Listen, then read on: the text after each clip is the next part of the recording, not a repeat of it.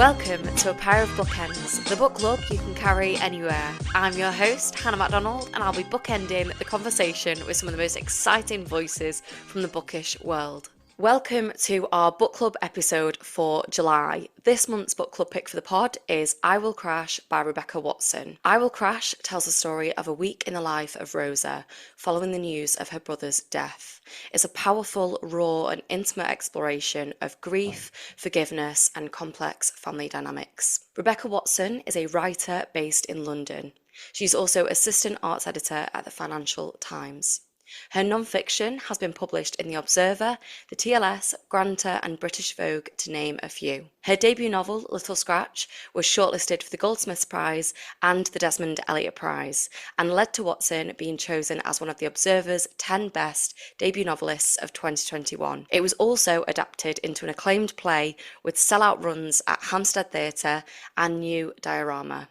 Her latest novel, I Will Crash, is out now and published by Faber. Here to chat all about it, welcome Rebecca to A Pair of Bookends. Hello, nice to be here. Thank you for coming on. I was a massive fan of Little Scratch and it really, really resonated with me. It's such a beautiful piece of work. And I also travelled to London to watch the adaptation at the Hampstead Theatre. And it was honestly one of the best things I've ever seen. I really didn't know how it was going to translate to the stage, but it's actually phenomenal how it was adapted. How did you feel having your work adapted for theatre? Oh, I thought it was amazing. It was so good. Yeah, the director is someone that I've just sort of admired for years as well. So when I found out that she wanted to put the novel onto the stage, I had very few questions. It was just, yes, take it.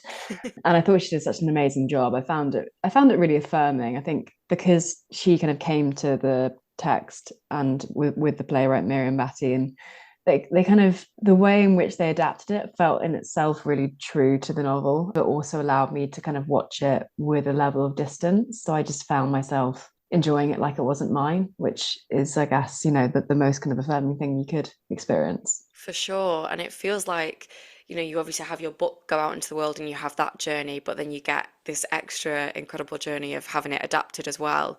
And to be adapted in that way by, the likes of, it was Kate Mitchell that directed, wasn't it? Who is, I'm an actor and she's just a dream in the theatre world. Like everybody adores her. So yeah, to have that and this, honestly, for people that didn't get to see this, it was so incredible what they did with it. I feel like I want to recommend it, but I can't because it's not on anymore. But it was so good. So yeah, I'm sure that you were really pleased with how that came about. I want to start by asking my favourite question on the podcast, which is, what are you currently reading? Well, I've just finished reading. This is only going to make people feel really jealous, actually. Maybe I shouldn't say this. Maybe I shouldn't admit to I it. feel like But I know where this is going. yeah, I've just finished reading Intermezzo, Sally Rooney's I'm so latest, jealous. A Proof of, which is amazing. It's so good. She's kind of, I feel like there's a kind of further confidence, like she's accelerated into this certain, she kind of writes in that way where it's almost like you have the kind of abbreviations of like thought or like perspective, and so there are these kind of like half sentences that sort of run that are so genuine to the way in which we might think. And yeah, the rhythm of it is wonderful, but it's just a really good story again. It's what everyone loves about really like beautiful writing, and you just feel so damn invested. I am so jealous. I want to read this book so much, but getting a proof is genuinely the hardest thing in the world. I think everyone is trying to get a proof to the point where it's just like, it's just a no now. Yeah, it's their Doesn't matter who you inbox. The are. day the Yeah, day that this was announced, I feel like their inbox must have been complete chaos. 100%. But you get to be published by them, so you get dibs. Very lucky. So let's get on to I Will Crash. I would love it if you would give a small reading to set up the episode. Absolutely. So I'm going to read from about 50 pages in. It's a memory that she sort of wrangles with. There's lots of these memories that kind of rise up throughout the novel, and they kind of arrive as, I guess, kind of examples of maybe ways of making sense of her relationship with her brother, or trying to sort of piece together a narrative of what their relationship was. And this is one that rises, and I'll just go for it. I know the story I should tell, edging around, pathetic the way we dance, circling a spot, the intensity of it too much to dart towards, instead slowly luring myself in. I told Dad, I don't want to eat meat anymore. And my brother smiled. Oh, she doesn't want to eat meat anymore. But nothing more, which was suspicious. Dad understood. We rarely ate together. He worked late so often it hardly mattered, but it was bad timing. My brother had recently discovered The Godfather.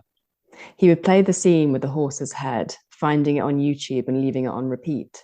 The scream, the silken red sheet going on and on and on, his hand hard against my sternum, flat like a traffic controller if I tried to turn it off. One morning, there were 4 slices of bacon on my pillow, overlapping with a wisp of my hair, their grease leaving shadows. I knew he would be listening, so I didn't scream. It would be defeat. I knew that instinctively as I saw bacon, my mouth tensing shut. I pulled my head from the pillow, twisting my neck, delicately shifting as if the bacon were asleep. Pathetic, I remember thinking. Pathetic. You could only manage a bit of bacon. Shouting it repeatedly in my head in case he could somehow hear. That's nothing, I thought in my head. Pathetic, I thought in my head, as I pulled the duvet off the bed, checking for anything else, stripping the sheets. Nothing. Bacon? Is that really the best you've got? Somehow he had managed to creep in here at night, leaning close to my face while I slept. I thought about that as I washed my hair, hands hidden by foam, thinking about it still, him right by me, smirking as he rested bacon gently, intimately by my face, close enough for my breath to warm it. Thinking about it still as I threw up bile, folded on the shower floor, streaking the soap with yellow water hard against the base of my back. I couldn't even sleep in this house without being afraid. He denied it, of course, hands on heart, and actually hurt when I said, as casually as I could deliver, next time, at least cook it first. That imagination, he said. You should put it to better use. Too late now, if I say it. Reduces, bubble to nothing, not nothing, stupid. Waving slices of bacon in the face of death. Never enough. Sieving for examples, but what does any of it prove? Even if it works, if it is something, then how am I allowed to grieve? How am I allowed to grieve when part of me feels, Jesus, I can't tell it right. My brother died in a car crash is something to say, is something I have already said. But I thought his death, that ending, would make all of this possible to recount. Yet still he is caught in motion, undigested.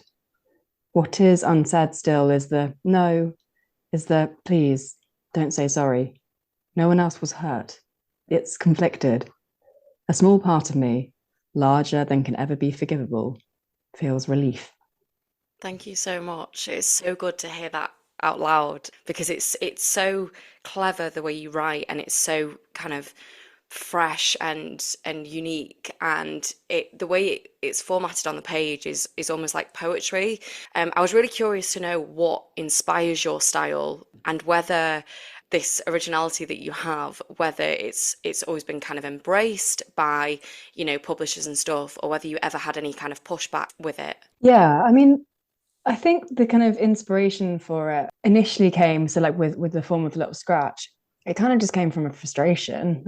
I felt like I felt like the page was like failing me when I was trying to show a moment of like honest present tense with all the kind of layers of time. I felt like the constraints of a paragraph, of waiting for a reader to get to the end to pick up all of the kind of context and scene setting. I just felt like it was insufficient. And it really came from that frustration where I was like, all that stuff just had to be sort of chucked away and had to start again. And I think it was definitely like more instinctive rather than sort of schemed. I think in the nature of trying to answer the question of how to do it, a system on the page kind of appeared to me, but it wasn't like I was like, okay, right, let me plot out how this all, this is the code of the page. But there is, like, weirdly to me, a kind of, there are different kind of tonal spaces across the page. And I really began to see the page a bit like a mind. So, and as you go down the page, you go through time. And depending on whether you're on the left or right hand side of the page, there are different sort of parts of the head, or interiority versus exteriority. There are different relationships to those things. And so, yeah, that did kind of come to me. And I think, the form between Little Scratch and I Will Crash is different, but they have tonal patterns that match each other. And I have to say, like, people have been pretty receptive with it. With Little Scratch, it was really well received. Like, within, trying to sell the book, like, people seem to really click with what it was doing, and the way in which the form and the content were kind of inextricable. And with I Will Crash again, there's been a real understanding of it. I think people kind of surprise themselves. I think often what happens is people assume they become intimidated by something that doesn't look like what they're used to looking at. But as soon as they trust themselves, or they try, they realize actually, like, there is a kind of intuition. And because, it is meant to kind of map how we think or perceive things, what you start to recognize is just what you already know. Yeah, for sure. I've already said this to you, that I loved Little Scratch, but Little Scratch read almost like a monologue, and as an actor, like, I really enjoyed, reading that book, and I could visualize it straight away. So it really made sense to me when it was adapted for theatre. And the same with this book. It sounds amazing when it's spoken out loud. It's such a beautiful piece of work.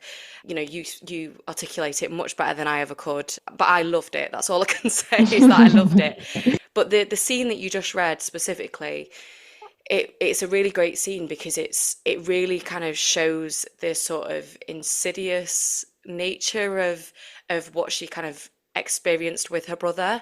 And I find that so interesting, because we hear a lot about when people imagine the sort of, I don't know if this is the right way to phrase it, but when people imagine abuse, or like this, when they stereotype abuse, it's more thinking about, like, somebody being beaten, or I don't know, like, they have that sort of mindset around it. Whereas this is so much harder to describe and to articulate to somebody else. If you've experienced it yourself, you feel almost like, once you say out loud what this person has done to you, that it's almost like it's not. It's hard to voice it in a way that shows how much of an impact it's had. Was that something that you were conscious of kind of doing, of veering towards something that was much more insidious and harder for a person to articulate? Yeah, definitely. I mean, I think the whole kind of task that Rosa has is that she's trying to kind of piece together this narrative of what her brother was, and to kind of justify how she feels, because ultimately we begin at the beginning of the book. We have this prologue scene where her brother comes to the door and she turns him away, and little does she know that 6 weeks later he's going to be dead. And in a way, like, the book acts as is her trying to justify that decision she makes, which is to not give him what she then learns to be the last chance she could give him.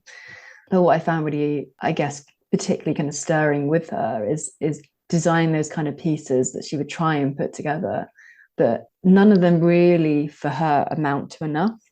And I guess, that, like, arguably there's a kind of similarity there to Little Scratch, which is that sense of you have this sense of effect, of having been made to feel something, of having been made to go through something.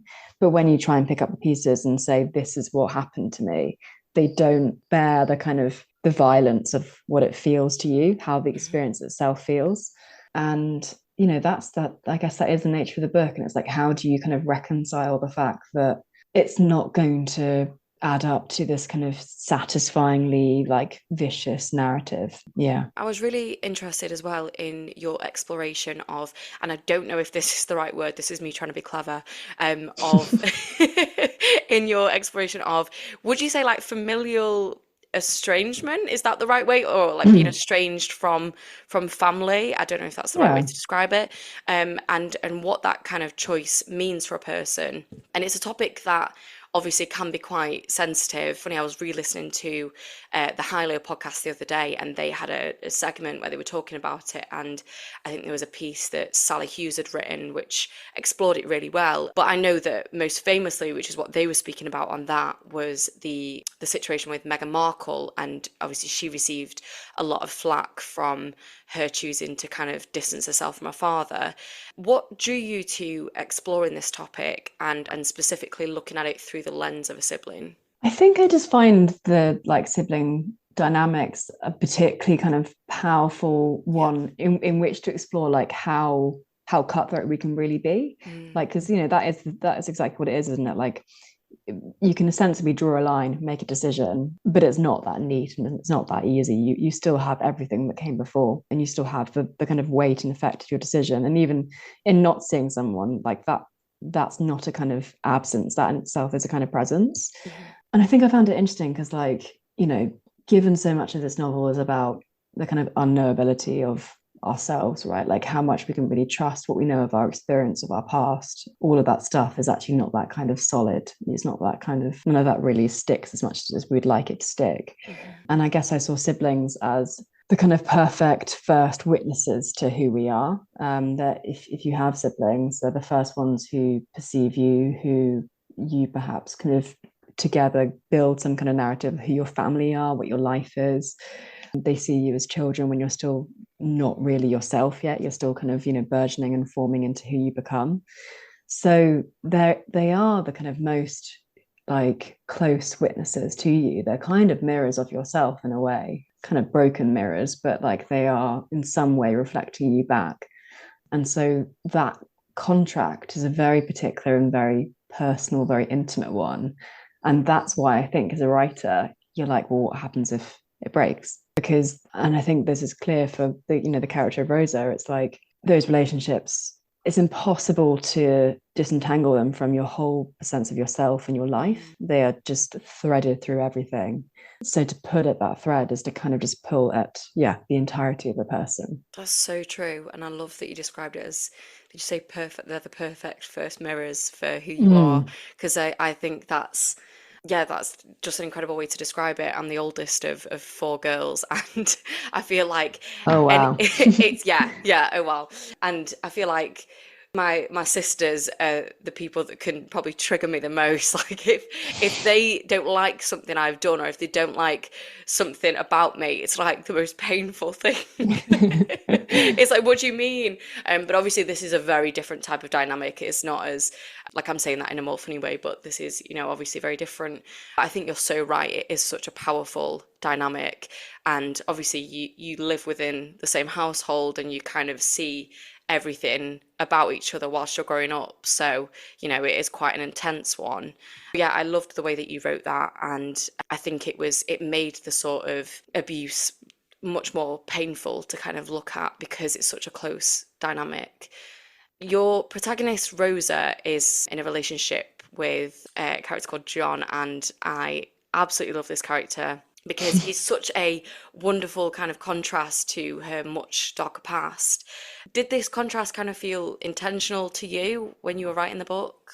Yeah, I think it was really important that she had, I guess, several relationships that felt as like, I guess, forms of antidote to this past relationship. I guess they kind of act as these sort of positive charges, these kind of like possibilities of how things can be. And obviously, like in some way, she kind of barricade herself from those positive relationships because she's so used to kind of things not going right or trying to protect herself. They did feel very important, and it was really nice. Like, I mean, like Eyeball Crash is a dark book, and I think for some people it's kind of relentlessly sad. But I wanted to have those pretty kind of pure and positive like assets within that she can kind of that are as close to her as the memories of her past. And it's really nice writing. I always really enjoy writing those kind of like close romantic relationships and finding like what's the particular language that they have, because that always has to be something that's very, very particular to these characters. Like if you try and write love and romance like through kind of general or generic ways, it doesn't read as like true. So you've got to find that kind of way in which they make sense of each other, and the kind of personal jokes and that kind of shine that only those two people pick up on. Yeah, it's very sweet to write. Yeah, you wrote their specific language so well. Is it Christine that's their like Yeah. little in joke? I thought that was such a great addition to the book, and it does give you those moments of light relief. And yeah, I just thought that was so funny because it's the kind of thing that me and my boyfriend would have like banter about, and I loved that, and I loved their little text exchanges back and forth, and when she's in the pub and she's talking to that guy, and like she's still messaging John, and like they're having their banter between themselves. And I also loved that she just would take herself off for a pint at the pub and would sit with a book. I really loved that. I wanted to ask as well, obviously, your debut, Little Scratch, was a day in the life of your protagonist, whereas this book is set across 5 days. And I was curious, what do you think attracts you to writing within this sort of tight time frame? Yeah, I mean, I think ultimately, like with Little Scratch, it was just because I was the kind of first question of that book was really just like how to write immediate, ongoing present tense. So there becomes a limit immediately of like, well, I can only write so much of this, and so a day made sense as a kind of unit. Mhm. But I think because I'm so kind of close to the present tense perspective, like given how much I care about and want to write interiority, it makes sense that that's present tense, which means that you're immediately kind of slightly tied to time, and how much you're kind of able to portray. But with I Will Crash, I mean, to me, it felt like the expansion of time was insane. Like I'd gone from like writing one day to writing five with like past flashbacks. I mean, this is like leveling up like none other. The ambition. Yeah, so it felt like something really different for me. And it kind of gave me different forms of permission as well. Like in Little Scratch, the whole thing is you just can't skip. So sometimes the kind of problems will come up because you have to just write every single moment of the day. And even if it's much easier just to take your character, skip them to the next point, you have to get them from A to B. So it becomes a kind of practical problem of like, okay, well, do they have all the stuff that they have with them then? Wait, wouldn't they have forgotten their bag if they're there without that thing? Like it genuinely became like a way of ensuring that there was just this kind of continuity. Whereas with I Will Crash, like that wasn't the kind of the charge of the question was not, can I write non-stop time? So I could go between time, and also because it's very much a book about memory, so inevitably like time has to kind of expand and contract in quite different ways. But the I think perhaps this speaks to like how much I've always been obsessed with kind of modernist writers, but I think time is one of those compulsions that is probably most important to me. I think time's relationship to interiority, so the kind of like layers of a moment, and how much time kind of equates to who we are, that kind of sense of like the self that goes through time. But does that also mean that that's us, or is that just like how we present or are on a singular day? I think it brings up so much about like identity that probably always going to be sort of whirring around it. Yeah, for sure. And I think, you really do peel back the different layers of Rosa throughout this space of 5 days, as you said, because you're moving back into a past with her. And obviously, I'm sorry, I keep bringing up Little Scratch. I'm sure people do this quite a lot. But obviously, I'm just kind of comparing the two, that Little Scratch followed a woman navigating her daily life, following a recent sexual assault, and I Will Crash is obviously not entirely dissimilar in that it's a woman learning to kind of cope with the aftermath of what she endured as a result of her brother's kind of treatment of her. Obviously, it's a kind of different type of abuse, but it's still sort of looking at that sort of thing, and its kind of effects long after the fact. What do you think interests you in writing about the sort of aftermath of these things, or the kind of, yeah, the after effects of trauma, I guess? Yeah, it's a good question. I think it's partly to do with the idea of, what we carry with us. I just think the notion of like the self is something that just kind of collects stuff. And that whatever point in time I assess a character, there's so much that I meet her at and with. And so I think, yeah, I definitely am kind of compelled by that. Yeah, sometimes I wonder whether I should, let my characters be a bit happier.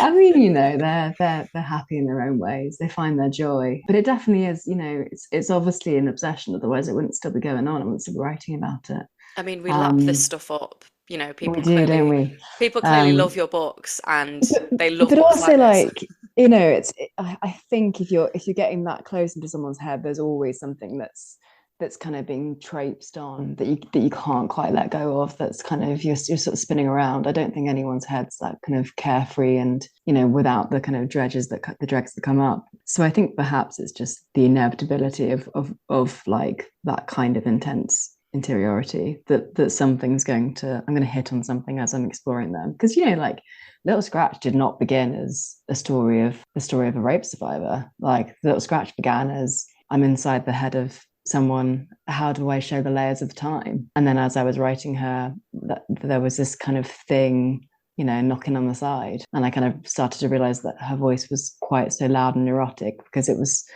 spinning around something that she didn't want to stop on. So it kind of came to me in this kind of strange backwards way. So yeah, it's definitely like it's not the thing that I set out to do, God, and that's yet so somehow, interesting. yeah. That's so interesting that you didn't set out to write that because you really wouldn't have. It feels like so much of it centers on that. But then I also find it fascinating that, you went out to sort of write a day in the life of this character and then it was just this thing that kept, because it makes so much sense that that's the thing that she's trying to avoid. And I think, it is interesting, as you said, that the things that we carry with us are what kind of make us as people. Well, like so much of writing is in its first stages, like comes to you kind of in a slightly kind of wayward, backwards route.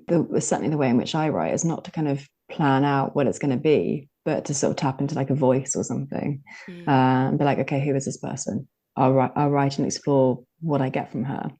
And so far, has always been her. And so, yeah, I don't know. I think like there is a kind of mode of discovery that happens in the first sort of draft or two, where the actual story that you're telling is maybe slightly evasive. Yeah. What was the sort of initial thing with I Will Crash? Was it Rosa's voice that came to you first? Was it, a particular thought of hers? Was it a scene? Was it, a theme that you particularly wanted to write about? Yeah, I find it quite hard to remember, but I think it was the kind of prologue scene of I Will Crash, which has definitely been around since the very beginning of writing it, which is, yeah, this kind of image of her opening the door to her brother, not being able to invite him in, closing the door, and that being a kind of win, and having that image and it being such a kind of curious idea of what might happen, like what it brought so many questions of like what would have had to happen between these two people that the sight of someone who she grew up with is too much. So it does become a kind of almost you're a bit in the mode of kind of detective, like you just sort of been chucked inside someone else's head and you got to like work out what the hell is going on. I love that. I was also curious about the mother character and how she always seems to kind of err on the side of her son. I don't know if that's how you describe it, but Mm. what is it about this character do you think that makes her behave in that way?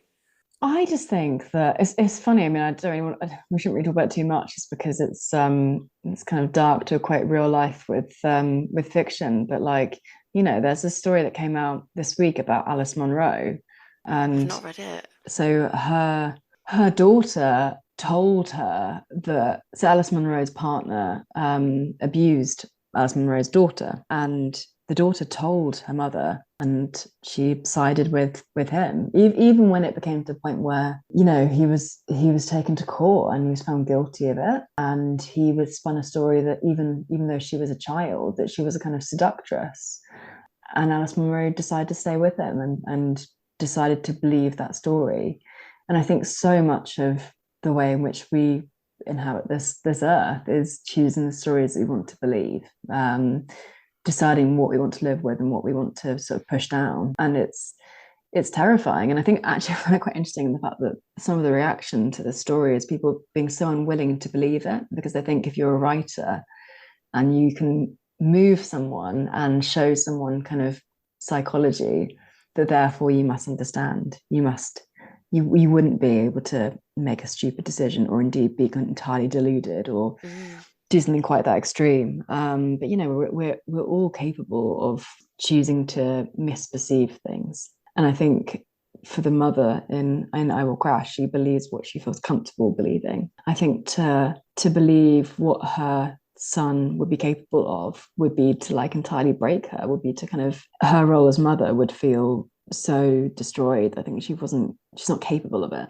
It's the weak decision. It's a very sad decision, but I think that that's what often does happen, particularly when I guess like a parent feels like they're in the kind of authority role. They can somehow have control of the material. They can somehow keep control of it, and they can just decide that those who are younger perhaps blinded, or it's easier to push them into the perspective of being wrong. But yeah, I did find it really interesting with the mother. I found the kind of mother character generally quite an interesting one to write. I think that thing of we're very comfortable with the story of a dad that leaves home societally, but we're not very comfortable with the idea of a mother that chooses to leave, and how that kind of societal story means that it's harder for kids maybe to understand it either. I think that's definitely kind of Rose's flaw is I think she's pretty kind of limited herself with how she sees her mother, which is because she has no kind of practice or models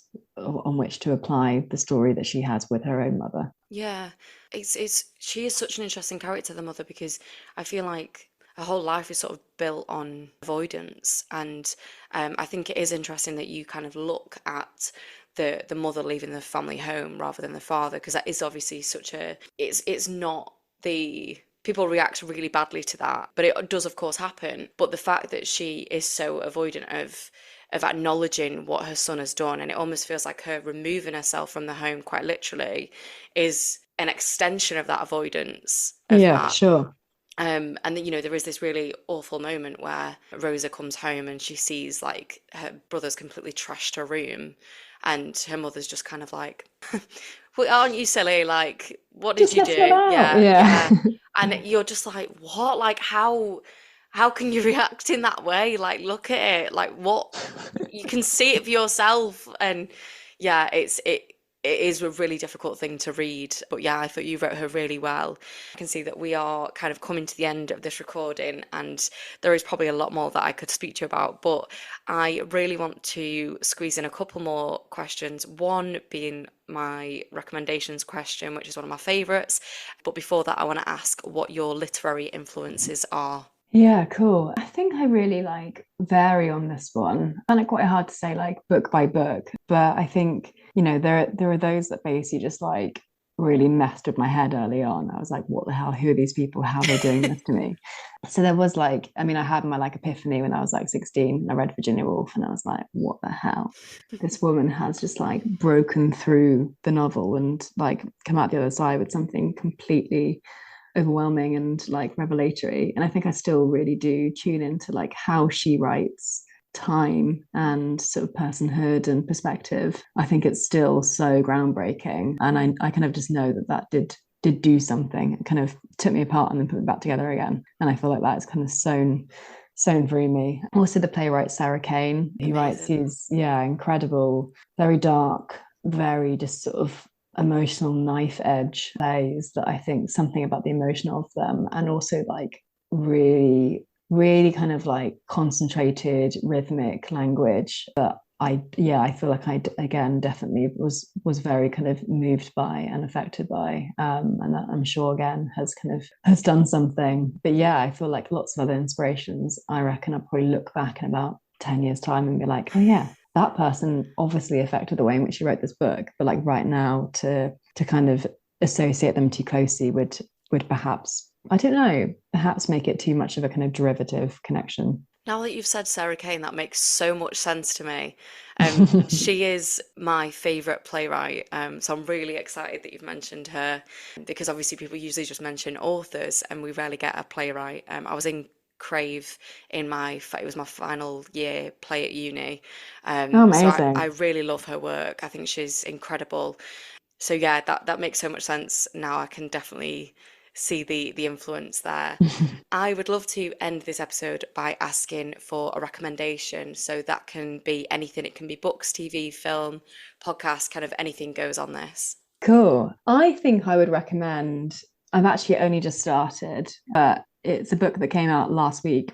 It's a book that came out the same day as my novel came out by Lucia Osborne Crowley called The Lasting Harm, which is about her experience of witnessing the trial of Ghislaine Maxwell.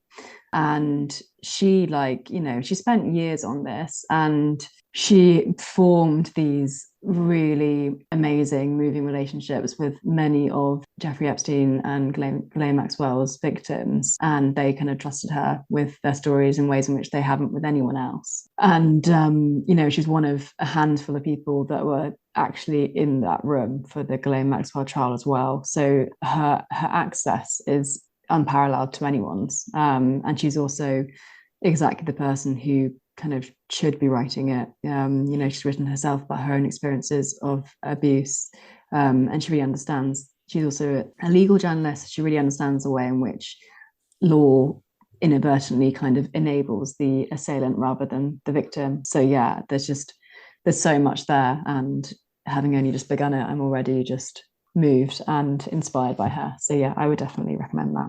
I want to read this so much. I've been seeing it everywhere and it Yeah. sounds completely incredible. Thank you so much for that recommendation. And before I let you go, where can my listeners find you on social media? They can find me on Instagram or Twitter. My handle is Rebecca Watson, but Watson spelt like what of who, why, what, fame, and sun as in the sun and the moon, because that's the kind of edgelord I am. I love that. You also have a Substack as well, don't you? I do have a Substack, yeah. You should There you promote go. that. Rebecca, thank you so much for joining me today. I've loved chatting to you and I love your books. And yeah, I can't wait to see what you do next. So thank you so much for coming on A Pair of Bookends. Thanks for having me. And for our listeners, if you enjoyed this episode, please don't forget to rate, review, and subscribe. I'll be popping a link in the show notes to buy yourselves a copy of I Will Crash, which is out now. Go give Rebecca a follow, and if you want to follow us, you can do so at apairofbookendspod on Instagram and at apairofbookends on Twitter and TikTok. That is all we've got time for. Thank you so much for listening, and goodbye.